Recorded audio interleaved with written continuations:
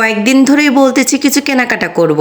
Shopping mall বাসার পাশে থাকলে কি হবে, তাকে 2-3 দিন আগে থেকে যদি কিছু বলে না রাখি, হঠাৎ করে বললে তাকে রাজি করানো একটু মুশকিল হয়ে যায়। তার উপর পকেট থেকে কিছু টাকা চলে যাবে, এটা ভেবেই হয়তো বের হতে চাচ্ছে না। আজকে আর তাকে কোনোভাবে ছাড় দেইনি। সন্ধ্যার পর বলেছি যে জলদি জলদি রেডি হয়ে যাও, কিছু কেনাকাটা করা বাকি আছে। শীতের সময় সন্ধ্যার পর শপিং করতেই মজা, কারণ সন্ধ্যার পর ফুটপাতের দোকানগুলোতে শীতের অনেক রকমের পোশাক পাওয়া যায়।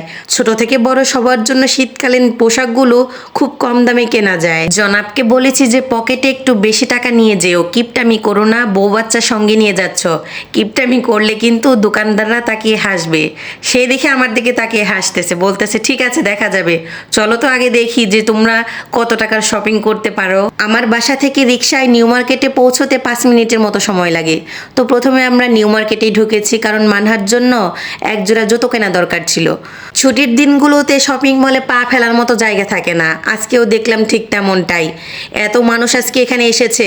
সন্ধ্যার পর বিশেষ করে ফুটপাতে তো হাঁটাই যায় না, সবাই কম বেশি ফুটপাত থেকে শীতের পোশাকগুলো কেনার চেষ্টা করে। আমরাও প্ল্যান করেছি এখান থেকে মানহার জন্য কিছু কেনাকাটা শেষ করে তারপর ফুটপাত থেকেই শীতের পোশাকগুলো কিনবো। মানহার জুতো কেনা শেষ, এবার দুটো জামা কেনার উদ্দেশ্যে পরিচিত একটা দোকানে এসেছি। এখান থেকেই মানহার জামাগুলো বেশি কেনা হয়। এখানকার জামাগুলো এত গর্জিয়াস না, মানহা পরে খুব কমফোর্ট ফিল করে, এই কারণে এখান থেকে জামাগুলো নেই। দোকানদার ভাইয়াও মানহাকে খুব আদর করে, দূর থেকে দেখলেই মানহা বলে একটা ডাক দিবে, ও দৌড়ে চলে আসবে এখানে। নিউ মার্কেটের গ্রাউন্ড ফ্লোরেও শীতের পোশাক পাওয়া যায়, এখানকার পোশাকগুলো মোটামুটি ভালো কোয়ালিটির। তো মানহার বাবা বললো চলো যাই দেখে আসি ওখানে কেমন শীতের পোশাক এসেছে, যদি ভালো লাগে তাহলে ওখান থেকেও কিছু নিলাম। নিজের জন্য কিনবো কি, মেয়ের জন্য কিনতে গিয়েই অনেকটা সময় নষ্ট হয়ে গিয়েছে, এর মাঝে ক্ষুধাও পেয়ে গিয়েছে। স্বপ্ন সুপার শপে ঢুকে পড়েছি, এখানে মানহা পাখি মিটবল খেলো। তো আমিও একটু ঘুরে ঘুরে দেখছিলাম যে কি কি অফার আছে, যদি ছাড়ের মধ্যে কিছু একটা পেয়ে যাই তাহলেই নিয়ে নিব। যেগুলোতে ছাড় দেওয়া আছে ওগুলো আর এখন তেমন একটা নেওয়ার প্রয়োজন নেই, তাই কিছু ফল নিয়ে নিলাম। আমার পছন্দ অনুযায়ী সবুজ কমলাগুলো নিলাম, এগুলো আবার আমার কাছে খেতে খুব ভালো লাগে।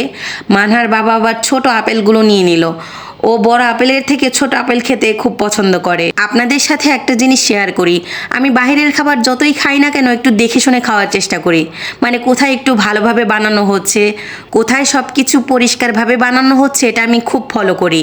তো এই যে রাকিব ভাইয়ের যে ছোট দোকানটা দেখতে পাচ্ছেন, এটা দোকান বললে ভুল হবে, ভ্যান গাড়ির মতো। তো এখানে আমি প্রায় সময়ই এসে ভেলপুরি খেয়ে যেতাম, সন্ধ্যার পর বিশেষ করে এখানে ভেলপুরিটা পাওয়া যায়। মানহা পাখিকেও কয়েকবার এখানে নিয়ে এসেছি, যদিও ওকে আমি সবসময় এসব খাবার দেই না, তবে ও এখানকার ভেলপুরিটা খেতে খুব পছন্দ করে। আজকে আমরা 3 জনে মিলে 3 প্লেট ভেলপুরি এখানে খেয়েছি। সব কেনাকাটা শেষে রাকিব ভাইয়ের দোকান থেকে 1 প্লেট ভেলপুরি না খেয়ে বাসায় ফিরলেই কিছু একটা ইনকমপ্লিট থেকে যেত।